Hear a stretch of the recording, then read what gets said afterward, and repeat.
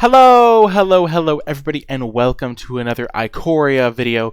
In this one, we're going to be covering the top 5 combos that you can assemble in draft to turn your decks from good to great and get you those extra wins. Before I dive in though, I do want to remind you that if you enjoy the video, be sure to hit that thumbs up button, subscribe to the channel, and leave a comment with any questions or feedback, and also any other combos that you have found that you would like to share.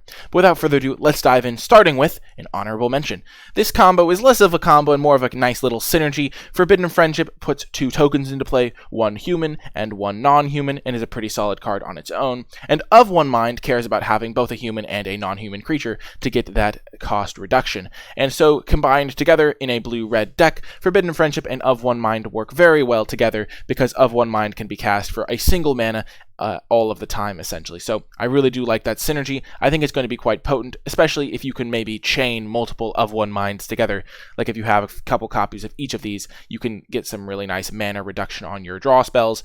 But it's not a game-breaking combo, it's just a very nice, cute synergy, so it only gets an honorable mention. Moving on to number 5, I feel like this is a combo I am going to lose to more than I would like, and it is Maned Serval and Solid Footing. So what basically, Maned Serval comes down on turn 2, it's a 1/4, so it doesn't attack very well, but if you put Solid Footing on it, all of a sudden, coming in on turn 3 is a 5/5 creature, which hits very hard and kills you very quickly. I think that if you have a couple Maned Servals, and you're maybe even just like a mid-rangey deck, and you want to, and you see a Solid Footing later in the draft, nobody else is really going to want to take the card, so you can just pick them up relatively easily, I think, and then build this combo and put it in your deck and get some free wins that way. It's definitely really hard to interact with because it does dodge a lot of burn-based or fight-based removal spells, and I think in certain matchups this combo is going to be quite potent, so definitely keep your eye out if you're in the market for some Maned Servals. Some Solid Footings won't serve you poorly.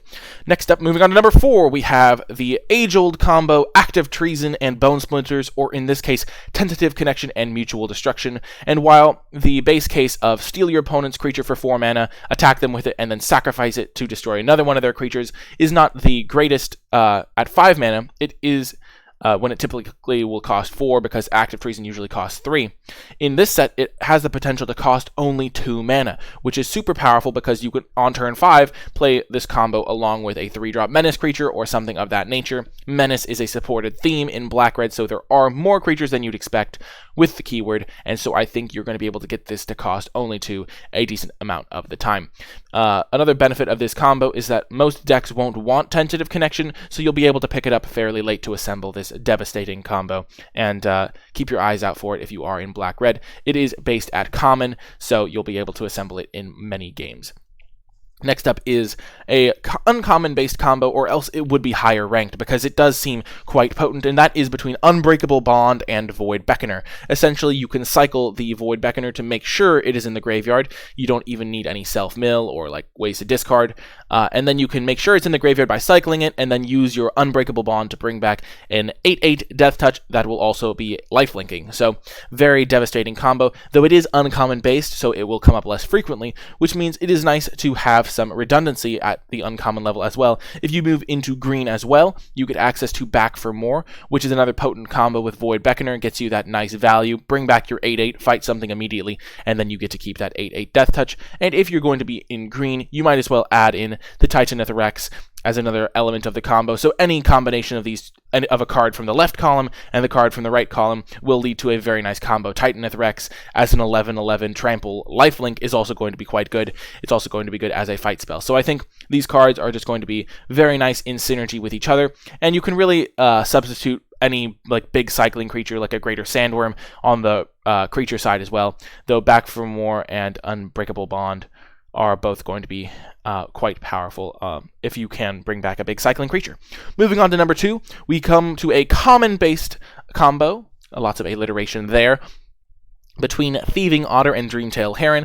Essentially, you end up with a very potent threat, and you don't even end up down on cards, which is super nice. So you play Thieving Otter on turn 3.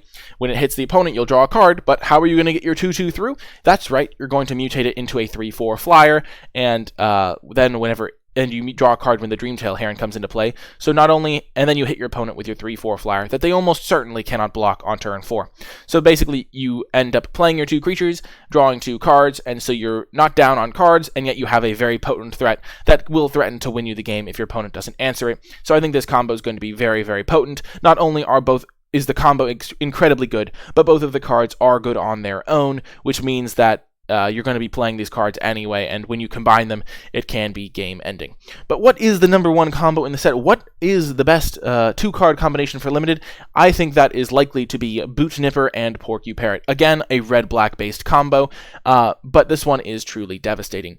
The way it works is that on turn 2, or even later in the game, if you just have your Boot Nipper, you play it and make it enter the battlefield with a Death Touch counter, and then you follow it up on turn 3 with a Porky Parrot, which will mutate onto it and get the Death Touch ability, crucially. And then whenever the Porky Parrot, which you can use immediately because you do have the Boot Nipper already in play, you can then tap the creature to deal 1 damage to any target because it will have mutated once, and that 1 damage will kill anything because of the Death Touch counter that you have put on the Boot Nipper. So I think this combo is going to be incredibly devastating. It's going to make Porky Parrot a very good card in black-red decks, even though it's already just going to be a good card, I think, in most decks. And I think that the Boot Nipper Porky Parrot combo is going to be one to watch out for, as it will slowly kill all of your biggest creatures and threaten to end the game.